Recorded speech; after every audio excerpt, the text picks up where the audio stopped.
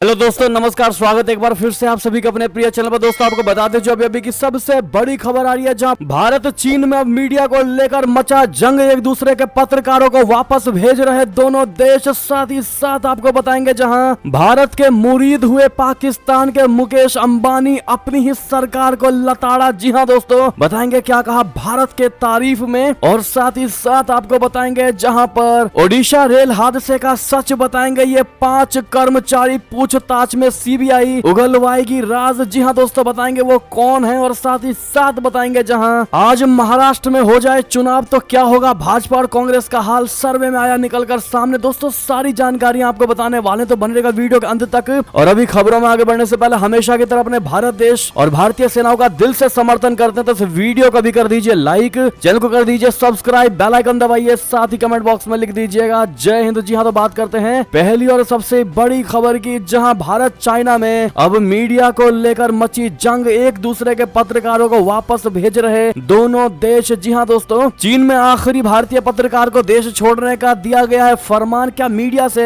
घबरा गए हैं शी जिनपिंग या फिर है कोई और बात? आपको बता दें भारत और चीन में अब पत्रकारों को लेकर विवाद बढ़ गया है। चीन ने भारतीय पत्रकारों को देश छोड़ने का आदेश दे दिया है। चीन का आरोप है कि भारत ने भी चीनी पत्रकारों को अपने देश से बाहर निकाला है। ब्लूमबर्ग की रिपोर्ट के अनुसार चीनी अधिकारियों ने बिगड़ते संबंधों के वक्त में दुनिया की दूसरी सबसे बड़ी अर्थव्यवस्था वाले देश से भारतीय मीडिया की उपस्थिति को मिटाते हुए प्रेस ट्रस्ट ऑफ इंडिया के रिपोर्टर को देश छोड़ने का निर्देश दिया है। इस साल की शुरुआत में भारतीय मीडिया के 4 पत्रकार चीन में स्थित है। इन चारों में से एक के पत्रकार ने इस हफ्ते चीन छोड़ दिया है, जबकि प्रसार भारती और एक दूसरे मीडिया संस्थान के 2 पत्रकारों का वीजा चाइना ने रिन्यू नहीं किया है। चीनी विदेश मंत्रालय ने भारतीय पत्रकारों को देश से निकाले जाने पर चुप्पी साध रखी है। पिछले महीने वॉल स्ट्रीट जर्नल ने बताया कि भारत और चाइना एक दूसरे के पत्रकारों को बाहर निकाल करके एक दूसरे की मीडिया पहुंच को मिटा रहे हैं। जानकार लोगों के हवाले से रिपोर्ट में कहा गया है कि भारत ने सरकारी शिन्हुआ न्यूज एजेंसी और चाइना सेंट्रल टेलीविजन के 2 पत्रकारों का वीजा रिन्यू नहीं किया है। चीन के दोनों पत्रकारों ने भारत छोड़ दिया है। इसके साथ ही 1980 के दशक के बाद अब भारत में चीनी सरकारी मीडिया का कोई पत्रकार मौजूद नहीं है। दोस्तों चीन ने भारत पर गंभीर आरोप लगाए हैं। चीनी विदेश मंत्रालय के प्रवक्ता माओ निंग ने भारत पर 2017 से अपने पत्रकारों के साथ अन्याय करने का आरोप लगाया है। तो वहीं भारत ने इस महीने की शुरुआत में कहा था कि चीनी पत्रकार बिना किसी कठिनाई के देश में काम कर रहे हैं, लेकिन चाइना में भारतीय पत्रकारों के लिए ऐसा नहीं है। पिछले महीने चीन ने अपने बयान में कहा था कि भारत ने बिना किसी कारण के चीनी पत्रकारों के वीजा की वैधता अवधि को 1 से 3 महीने के बीच कम कर दिया था। साथ ही 2020 में नई दिल्ली ने चीनी पत्रकारों के भारत में स्थायी रूप से रहने के आवेदनों को मंजूरी देने से इनकार कर दिया था। दोस्तों एक तरफ चाइना भारत पर इल्जाम लगा रहा है और भारत क्लियर कह रहा है कि हमारे भारतीय पत्रकारों को वीजा नहीं दे रहा है चाइना। ऐसे में दोस्तों बड़ा ही घमासान देखने को मिल रहा है। भारत और चाइना के मीडिया को लेकर एक दूसरे के पत्रकारों को वापस भेज रहे हैं दोनों देश। इस पर आपकी क्या राय होने वाली है दोस्तों? क्योंकि भारत ने क्लियर कहा है कि हमारे पत्रकारों के साथ गलत होगा तो हम तुम्हारे के साथ भी गलत ही करेंगे। अगर आप भी भारत का एक्शन जो तुरंत प्रभाव से लिया गया है उसका समर्थन करते हैं दोस्तों, तो कमेंट में अपनी बात जरूर रखिएगा दोस्तों। और चाइना को और किस प्रकार से जवाब देना चाहिए जरूर बताइएगा। साथ ही साथ बढ़ते हैं अगली बड़ी खबर की तरफ, जहां भारत के मुरीद हुए पाकिस्तान के मुकेश अंबानी अपनी ही सरकार को लताड़ा। जी हां, पाकिस्तान की कंगाली की कहानी किसी से छिपी नहीं है। अपना घर चलाने को आए दिन उसे किसी न किसी के आगे हाथ फैलाना ही पड़ रहा है। नया कर्ज देने की IMF की समय सीमा खत्म होती जा रही है। अब ऐसी खस्ता हाल स्थिति से निपटने के लिए पाकिस्तानियों को भारत याद आने लगा है। अब पाकिस्तान के मुकेश अंबानी कहे जाने वाले देश के सबसे अमीर शख्स ने कहा है कि संकट की इस घड़ी में भारत ही मददगार साबित हो सकता है। पाकिस्तान के सबसे अमीर शख्स मियां मोहम्मद मानशाह ने भारत की तारीफों के पुल बांधे हैं। साथ ही सरकार को नसीहत तक दे डाली है कि वो पड़ोसी मुल्कों के साथ अपने संबंध बेहतर कर लें। मियां मोहम्मद मानशाह का कहना है कि पाकिस्तान को भारत से मदद मांगनी चाहिए और उसके साथ फिर से व्यापार शुरू करना चाहिए, नहीं तो हालात और बिगड़ सकते हैं। पाकिस्तान के सबसे बड़े बिजनेस समूह निशात ग्रुप के चेयरमैन ने द डॉन को दिए एक इंटरव्यू में कहा कि अगर हमें अपने देश की अर्थव्यवस्था को आगे ले जाना है तो मुश्किल फैसले लेने होंगे, हमें आधारभूत समस्याओं को सुलझाना होगा। दोस्तों मियां मोहम्मद मानशाह ने कहा है कि सीमा विवाद के बावजूद भारत और चाइना के बीच व्यापार चल रहा है, तो भला हम ऐसा क्यों नहीं कर सकते? भारत के साथ व्यापार करके पाकिस्तान के लिए कई मौके खुल जाएंगे। उन्होंने कहा कि पड़ोसी देशों के साथ अच्छे संबंध रखने से बेहतर कुछ नहीं हो सकता है, क्योंकि पड़ोसियों को नहीं बदला जा सकता है। मानशाह ने कहा कि हमें पड़ोसियों के साथ अपने विवाद सुलझा समझाने होंगे, लेकिन एक लहजे में रहकर दोस्तों भारत की जमकर उन्होंने तारीफों के पुल बांधे। उन्होंने कहा कि महज तौलिए बेचकर विदेशी मुद्रा का भंडार नहीं भर सकता, इसके लिए आपको विदेशी निवेश को लुभाना होगा। भारत ने ठीक ऐसा ही किया है। उन्होंने कहा कि पाकिस्तान के उलट भारत ने सिर्फ 1991 में IMF के कार्यक्रम की मदद ली है, मगर इसके बाद उसने कभी मुड़कर पीछे नहीं देखा। ज्यादा से ज्यादा विदेशी कंपनियां भारत में आ रही हैं। ऐसा इसलिए है क्योंकि भारत ने निवेशकों के लिए बेहतर माहौल बना दिया है। तो वहीं दूसरी तरफ विदेशी निवेशक पाकिस्तान छोड़कर भाग रहे हैं क्योंकि यहाँ कोई कायदा कानून ही नहीं है। जी हाँ दोस्तों, आपको बता दें व्यापार बंद होने से पाकिस्तान को तगड़ा वाला नुकसान हुआ है दोस्तों। और वैसे में पाकिस्तान का अंबानी कहे जाने वाले मियां मोहम्मद माशा ने भारत की जमकर तारीफ किया दोस्तों, और जता दिया है कि भारत ने वाकई में बहुत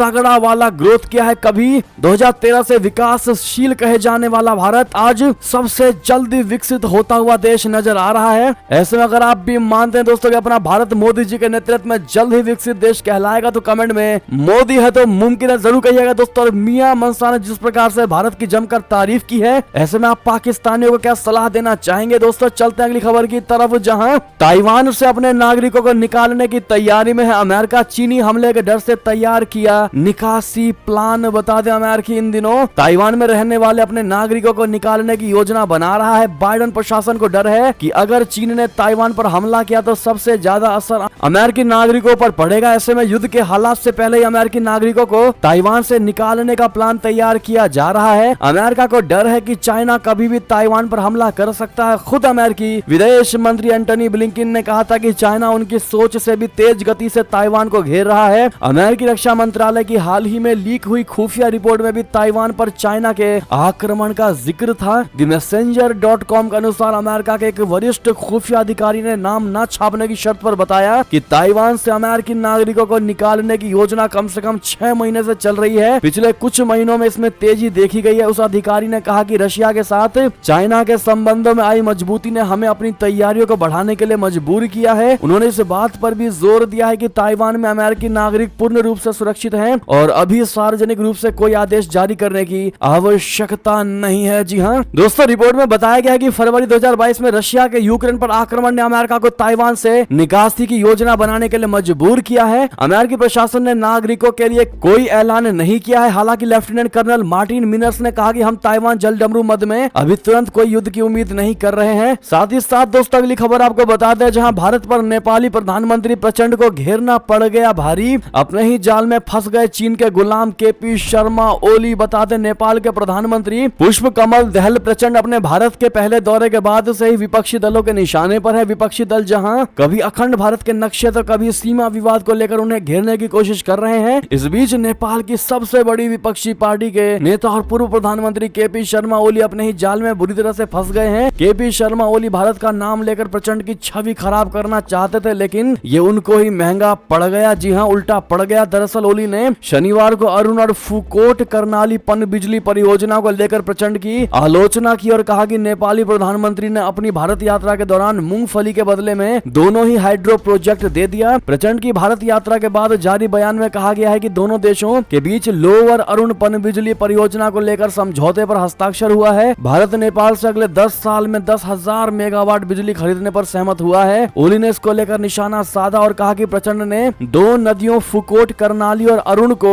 मूंगफली के बदले गिफ्ट कर दिया। उन्होंने कहा कि साल 2019 में जब मैं प्रधानमंत्री था तब मैंने फैसला किया था कि फूकोट करनाली प्रोजेक्ट को नेपाल खुद ही विकसित करेगा। दोस्तों ऐसे में आपको बता दें, जहां नेपाली अखबार काठमांडू पोस्ट की रिपोर्ट के मुताबिक जिस लोअर अर्जुन प्रोजेक्ट के लिए प्रचंड पर ओली आरोप लगा रहे हैं, उसे खुद केपी शर्मा ओली ने ही भारत की सरकारी कंपनी को देने के लिए कदम उठाया था। और आज दोस्तों ये बयान देकर के केपी शर्मा ओली अपने ही बातों में घिर गए। जी हाँ दोस्तों, और जिस प्रकार से चाइना की गुलामी कर रहे हैं केपी शर्मा ओली, वो चीजें आज सबके सामने निकल कर आ गई हैं। दोस्तों ऐसे में चाइना के पिट्ठू बने बैठे केपी शर्मा ओली को लेकर दोस्तों आप क्या सजेशन देना चाहेंगे, कमेंट में लिखकर अवश्य बताइएगा। क्योंकि जब प्रचंड को प्रधानमंत्री बनना था दोस्तों, उससे पहले केपी शर्मा ओली प्रचंड के खिलाफ काफी ज्यादा अफवाहें उड़वाते थे कि ये भारत के विरोधी हैं, जबकि दोस्तों केपी शर्मा ओली कितने बड़े समर्थक है चाइना के, वो आप सब देख रहे हैं। चलते अगली खबर की तरफ, जहां रशिया यूक्रेन युद्ध के बीच दुनिया भर में बढ़े परमाणु हथियार। चीन ने की सबसे ज्यादा वृद्धि, पाकिस्तान ने भी बढ़ाए अपने परमाणु हथियार। जी हाँ दोस्तों, भारत का क्या है हाल और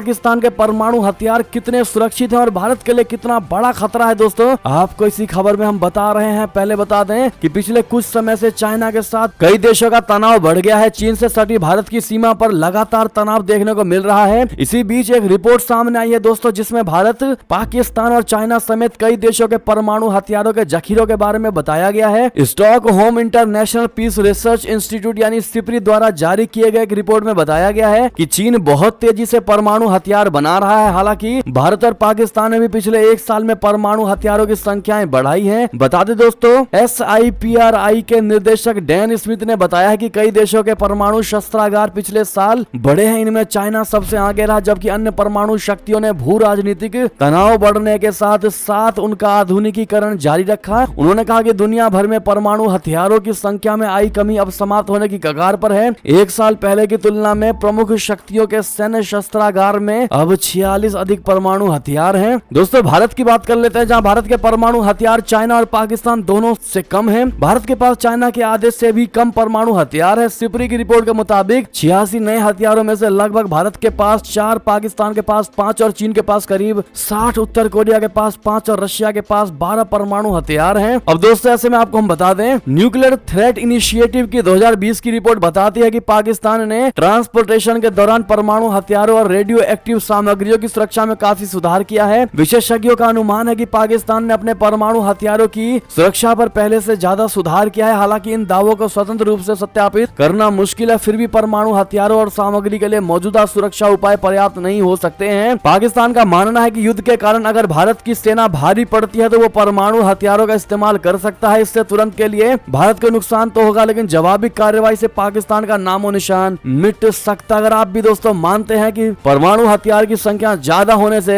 कोई देश बलवान नहीं होता, बल्कि उसकी टेक्निक आनी चाहिए, चाहे आपके पास कम परमाणु बम क्यों ना हो। अगर आपने सही निशाना लगाया और सही टेक्निक का यूज किया है तो किसी देश के आधे परमाणु बम से भी आप किसी को नेस्तनाबूद कर सकते हैं। दोस्तों, तो कमेंट में अपनी राय अवश्य दीजिएगा। और पाकिस्तान को अगर इस बात का अहम हो गया हो दोस्तों कि उसके पास भारत से ज्यादा परमाणु बम है, तो ऐसे में आप 2 सजेशन जरूर दे दीजिएगा कि पाकिस्तान का घमंड चूर चूर हो जाए। बात करें अगली खबर की, जहां एक रिक्शे में समा जाएगी इमरान खान की पूरी पार्टी। मरियम नवाज ने उड़ाया PTI में मची भगदड़ का मजाक। जी हां, पाकिस्तान के पूर्व प्रधानमंत्री इमरान खान की पार्टी पाकिस्तानी तहरीक इंसाफ यानी PTI में भगदड़ मची हुई है। 9 मई को हुई हिंसा के बाद PTI के कई बड़े नेता पार्टी छोड़कर अलग रास्ता अपना चुके हैं। ऐसे में सत्तारूढ़ पाकिस्तान मुस्लिम लीग नवाज यानी PMLN की वरिष्ठ नेता मरियम नवाज ने इमरान खान पर तंज कसा है। उन्होंने कहा कि इमरान खान की पूरी पार्टी अब एक रिक्शे में समा सकती है। इमरान खान की गिरफ्तारी के बाद 9 मई को पूरे पाकिस्तान में जबरदस्त विरोध प्रदर्शन हुए थे और इस दौरान पाकिस्तानी सैन्य प्रतिष्ठानों और सरकारी इमारतों पर हुए हमलों को लेकर बवाल मचा हुआ है। PMLN की वरिष्ठ उपाध्यक्ष मरियम नवाज ने पंजाब प्रांत के शुजाताबाद में रविवार को युवा सम्मेलन को संबोधित करते हुए ये बयान दिया। जी हां दोस्तों, साथ ही साथ आपको बड़ी खबर बता दें, जहां चाइना के आखिर इतना करीब क्यों जा रहा है सऊदी अरबिया। बड़े खुलासे से अमेरिका की नींद उड़नी तय है। जी हां दोस्तों, सऊदी अरबिया और चाइना के मजबूत होते रिश्तों ने अमेरिका की चिंता बढ़ा दी है। दोनों देश तेजी से द्विपक्षीय संबंधों को मजबूत करने में जुटे हैं। सऊदी अरब जहां स्टेट विजन 2030 को आगे बढ़ा रहा है, तो वहीं चीन बेल्ट एंड रोड इनिशिएटिव यानी BRI के साथ आगे बढ़ रहा है। विजन 2030 को सऊदी क्राउन प्रिंस मोहम्मद बिन सलमान ने 2016 में लॉन्च किया था। क्राउन प्रिंस सलमान इसे आगे बढ़ाने के लिए चाइना के BRI का साथ लेना चाहते हैं। इसके अलावा वैश्विक भू राजनीतिक परिस्थितियों ने चीन और सऊदी अरब को एक प्लेटफॉर्म पर आने में मदद की है। पिछले 1 दशक से अमेरिका समर्थक रहा सऊदी अरबिया खुद को अपेक्षित महसूस कर रहा था। ऐसे में चाइना को मौका मिला और उसने अमेरिका की खाली जगह को खुद से बदल दिया। सऊदी अरब और चाइना के संबंधों में आई मजबूती से अमेरिका काफी परेशान है। दोस्तों, ऐसे में सवाल जरूर होगा आपके मन में कि चीन की शरण में क्यों जा रहा है सऊदी। तो आपको बता दें, पर्यटन सऊदी अरब के विजन 2030 का एक सबसे बड़ा फोकस है। चीन 2019 में पर्यटकों के स्रोत के रूप में विश्व में नंबर 1 पर था। चीनी लोगों ने 155 मिलियन विदेशी यात्राएं की है और चाइना के बाहर छुट्टियां मनाते हुए $250 बिलियन से अधिक खर्च किया है। बाद में कोविड महामारी के कारण 2020 और 21 में यह संख्या 20 और 26 मिलियन पर्यटकों तक गिर गई और यही सबसे बड़ा कारण है दोस्तों कि चाइना की शरण में सऊदी अरबिया जा रहा है, ताकि उसके यहाँ पर भी पर्यटकों की संख्या बढ़े और देश का GDP ग्रो करे। बात करें अगली खबर की, जहाँ पर पाकिस्तान की आधी आबादी भारत की क्यों हुई दीवानी। बता दें, पाकिस्तान में चल रहे आर्थिक संकट के बीच भारत की शिक्षा व्यवस्था की वहां की महिलाओं ने जमकर तारीफ की है। उन्होंने भारत की सरकार के शिक्षा पर जमकर पैसा खर्च करने को लेकर तारीफ की है। दोस्तों उन्होंने कहा कि भारत सरकार जमकर अपने देश में शिक्षा पर पैसा खर्च कर रही है, जो कि पाकिस्तान के हुक्मरानों के मुंह पर बहुत बड़ा तमाचा है। भारतीय लोग भी शिक्षा प्रति ज्यादा जागरूक हैं, जो कि पाकिस्तान में बिल्कुल भी नहीं है। काश ऐसा पाकिस्तान में होता। ऐसी ऐसी महिलाएं बातें कह रही हैं दोस्तों और भारत की जमकर तारीफ कर रही हैं। ऐसे में आपकी जो भी राय हो दोस्तों, लेकिन जितना ज्यादा आज हो सके इस वीडियो को शेयर कर दीजिएगा व्हाट्सएप फेसबुक पर, ताकि हर कोई अपनी राय रख सके। साथ ही साथ दोस्तों अगली खबर आपको बता दें, जहां प्रधानमंत्री मोदी जी ने सऊदी के प्रिंस मोहम्मद बिन सलमान को लगाया फोन। आखिर क्या बातें हुई दोनों नेताओं के बीच, तो आपको बता दें प्रधानमंत्री नरेंद्र मोदी जी ने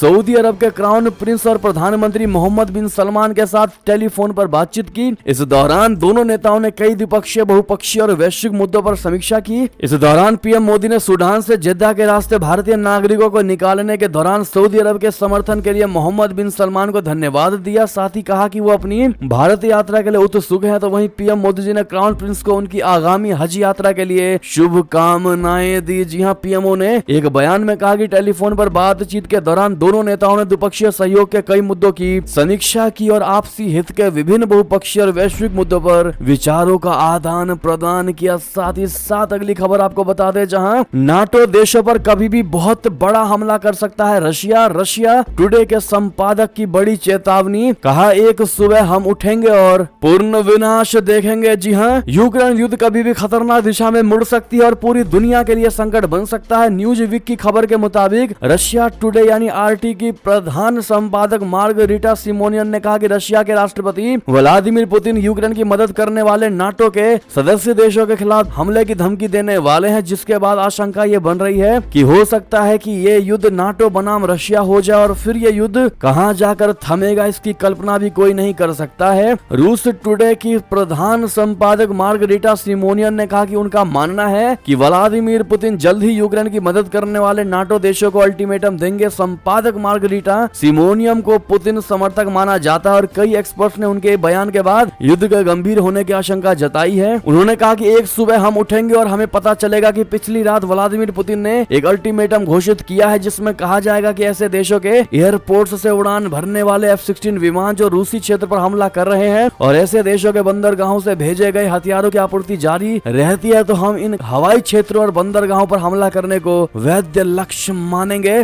बात करें दोस्तों अगली खबर की, जहां पर चाइना से निपटने के लिए यूनेस्को में फिर शामिल होगा अमेरिका। कवायद हो गई इसको लेकर शुरू। जी हां, अमेरिका के राष्ट्रपति जो बाइडेन प्रशासन ने कहा है कि चाइना की चुनौतियों से निपटने के लिए अमेरिका संयुक्त राष्ट्र शैक्षिक व वैज्ञानिक और सांस्कृतिक संगठन यानी यूनेस्को में फिर से शामिल होगा। जो बाइडेन के पूर्ववर्ती डोनाल्ड ट्रंप के कार्यकाल के दौरान 5 साल तक अमेरिका इससे दूर रहा। विदेश मंत्रालय के अनुसार अमेरिका ने यूनेस्को में फिर शामिल होने के लिए पिछले सप्ताहांत एक पत्र भेजा। मंत्रालय के अनुसार विदेश मंत्रालय के प्रबंधन मामलों के उप मंत्री रिचर्ड वर्मा के 8 जून को भेजे पत्र में अमेरिका के संगठन में फिर से शामिल होने के लिए एक योजना प्रस्तावित की गई। दोस्तों अगली खबर आपको बताते हैं, जहां पीएम मोदी जी की अमेरिकी यात्रा से पहले जोरों पर तैयारी स्वागत कार्यक्रम में दिखेगी कश्मीर से कन्याकुमारी की झलक। जी हां दोस्तों, प्रधानमंत्री नरेंद्र मोदी जी के दौरे को लेकर अमेरिका में तैयारियां जोरों शोरों पर चल रही हैं। पीएम मोदी जी की ये यात्रा कई मायनों में खास होने वाली है। पीएम मोदी के स्वागत में कौन कौन से सांस्कृतिक कार्यक्रम प्रस्तुत किए जाएंगे, व्हाइट हाउस पहुंचने पर उनका किस तरह से स्वागत किया जाएगा, इन सभी चीजों की प्लानिंग शुरू हो गई है। पीएम मोदी के स्वागत की शुरुआत एंड्रयूज एयर फोर्स बेस से ही हो जाएगी। यहीं पीएम मोदी जी का एयर इंडिया 1 विमान लैंड करेगा। करीब 600 भारतीय अमेरिकी सदस्य वॉशिंगटन डीसी में व्हाइट हाउस के पास विलार्ड इंटरकॉन्टिनेंटल के सामने फ्रीडम प्लाजा में इकट्ठा होने की योजना बना रहे हैं। अमेरिकी यात्रा के दौरान पीएम मोदी जी इसी फ्रीडम प्लाजा में ठहरेंगे। फ्रीडम प्लाजा में भारतीय समुदाय की ओर से कुछ ऐसे सांस्कृतिक कार्यक्रम प्रस्तुत किए जाएंगे जिसमें कश्मीर से लेकर कन्याकुमारी और पश्चिम से लेकर पूर्व तक की झलक देखने को मिलेगी। चलते हैं दोस्तों अगली खबर की तरफ। ऐसे में उससे पहले दोस्तों पीएम मोदी जी को अमेरिकी यात्रा के लिए एडवांस में ही happy journey and all the best जरूर कह दीजिएगा। अगली खबर की बात करें, जहां भारत के खिलाफ खालिस्तान अलगाववादियों को बढ़ावा, कनाडा सरकार का खतरनाक खेल। जी हां, खालिस्तान अलगाववाद के मुद्दे पर कनाडा सरकार की चुप्पी से दुनिया हैरान है। सिख डायस्पोरा में मुट्ठी भर व्यक्तियों के प्रभाव से प्रेरित राजनीति का ये खतरनाक खेल न केवल कनाडा के अपने राष्ट्रीय हितों को खतरे में डाल रहा है, बल्कि इसके आर्थिक भविष्य को भी खतरे में डाल डाल रहा है। हाल ही में ब्रैम्पटन शहर ने दिवंगत भारतीय प्रधानमंत्री इंदिरा गांधी की हत्या को दर्शाती एक परेशान करने वाली झांकी परेड में दिखाई, जिसके कनाडा में खालिस्तान अलगाववादियों के बढ़ता प्रभाव स्पष्ट रूप से उजागर हो गया। दोस्तों, ये एक ऐसी घटना जो 1985 में एयर इंडिया की उड़ान 182 की दुखद घटना के बाद सबसे अधिक विचलित करने वाली थी। ये सच दोस्तों ये है कि कनाडाई राजनेताओं ने ऐसी अलगाववादी आवाजों को बढ़ने दिया और ये तुष्टीकरण का एक ऐसा खतरनाक खेल है जो व्यापक राष्ट्रीय हितों की कीमत पर वोट सुरक्षित करना चाहता है। बहरहाल दोस्तों, आखिर भारत ऐसा क्या कदम उठाए इन खालिस्तानियों के खिलाफ जो कनाडा जैसी सरकार को लगे कि बस अब बहुत हो गया, खालिस्तानियों को भगाना चाहिए। बात करें दोस्तों अगली खबर की, जहां ओडिशा रेल हादसे का सच बताएंगे ये 5 कर्मचारी, पूछताछ में सीबीआई उगलवाएगी राज। जी हां, ओडिशा में हुए रेल हादसे की जांच में सीबीआई की टीम जुटी हुई है। सीबीआई टीम ने दक्षिणी पूर्वी रेलवे के 5 कर्मचारियों को पूछताछ के लिए उठाया है। इनमें बहनागा बाजार के असिस्टेंट स्टेशन मास्टर भी शामिल है। इन सभी पर आरोप है कि उन्होंने मेंटेनेंस के बाद टेस्टिंग के स्टैंडर्ड प्रोटोकॉल को फॉलो नहीं किया। इस हादसे में करीब 300 लोग मारे गए थे और सैकड़ों अन्य घायल हो गए थे। सीबीआई ओडिशा की हादसे की विभिन्न एंगल से जांच कर रही है। पिछले 3 दशकों में देश के सबसे भीषण रेल हादसे के पीछे आपराधिक साजिश और संभावित तोड़फोड़ की आशंका है। सीबीआई ने मामले में सहायक स्टेशन मास्टर एसबी मोहंती और सिग्नल मेंटेन करने वाले 4 लोगों को पूछताछ के लिए बुलाया है। Electrical signal maintainer railway signalling का रखरखाव करते हैं। ये लोग 2 जून को रखरखाव के लिए बहनागा आए थे। सीबीआई सूत्रों ने बताया कि प्रोटोकॉल के मुताबिक उन्हें रखरखाव के बाद ऑन ड्यूटी सहायक स्टेशन प्रबंधक के साथ समन्वय में सिग्नल का परीक्षण करना था, लेकिन वे सिग्नल और इलेक्ट्रॉनिक सिग्नलिंग सिस्टम के परीक्षण से पहले चले गए थे। दोस्तों, इससे पहले सीबीआई ने बहनागा बाजार स्टेशन के रेलवे कर्मचारियों के सभी मोबाइल फोन लॉग बुक जब्त कर लिए हैं। अब इनकी कायदे से जांच की जा रही है। ऐसे में दोस्तों, ओडिशा रेल हादसा क्या आपको भी ये बहुत बड़ा साजिश लग रहा है दोस्तों या नहीं? कमेंट में लिखकर अवश्य बताइएगा। साथ ही साथ एक और खबर बता दें, जहां अगर अभी ही महाराष्ट्र में हो जाते हैं चुनाव तो क्या होगा, क्या भाजपा और कांग्रेस में किसको मिलेगी बढ़त? सर्वे में आए चौंकाने वाले खुलासे। जी हां, अगर महाराष्ट्र में आज विधानसभा चुनाव हो तो किस पार्टी को कितनी सीटें मिलेगी, ये सवाल कईयों के जहन में चल रहा होगा। इस बीच एक समाचार चैनल ने इसको लेकर सर्वे किया है। इस सर्वे में महाराष्ट्र में भाजपा गठबंधन की स्थिति बहुत ज्यादा बेहतर नजर आ रही है, तो वहीं सर्वे में कांग्रेस और उसके सहयोगी दल सत्ता से दूर आते दिखाई दे रहे हैं। महाराष्ट्र में फिलहाल भाजपा और शिवसेना के गठबंधन की सरकार है। महाविकास आघाड़ी सरकार के गिरने के बाद एकनाथ शिंदे ने शिवसेना के एक धड़े के साथ हाथ मिला लिया था। बाद में कोर्ट ने एकनाथ शिंदे गुट को ही असली शिवसेना मान लिया। दोस्तों, आंकड़ों की अगर बात करें सर्वे की, तो सर्वे के ओपिनियन पोल काफी महत्वपूर्ण हो जाता है। जी न्यूज और मार्ट्रीज के इस ओपिनियन पोल के मुताबिक शिवसेना में टूट के बाद बड़े पैमाने पर शिंदे गुट के साथ जुड़ रहे हैं। ओपिनियन पोल में जो आंकड़े आए हैं उसके मुताबिक 288 सीटों वाली महाराष्ट्र विधानसभा में भाजपा गठबंधन को 165 से 185, कांग्रेस और अन्य को 88 से 118, मनसे की 02 से 05 और अन्य को 12 से लेकर 22 सीटें मिलने का अनुमान है। बहरहाल ये थी अब तक की सारी बड़ी खबरें। आपको हमारी खबर कैसी लगी? आशा करता हूँ बहुत अच्छी लगी होगी। अगर थोड़ी भी अच्छी लगी है तो इस वीडियो को भी अपने भाई बंधुओं में व्हाट्सएप, फेसबुक, ट्विटर के जरिए पूरे भारत में शेयर करना बिल्कुल मत भूलिएगा। और अभी कर दीजिए इस वीडियो को लाइक, चैनल को कर दीजिए सब्सक्राइब, बेल आइकन दबाइए, साथ ही कमेंट बॉक्स में लिख दीजिएगा जय हिंद जय भारत। साथ ही साथ यहाँ तक बने रहने के लिए बहुत बहुत धन्यवाद।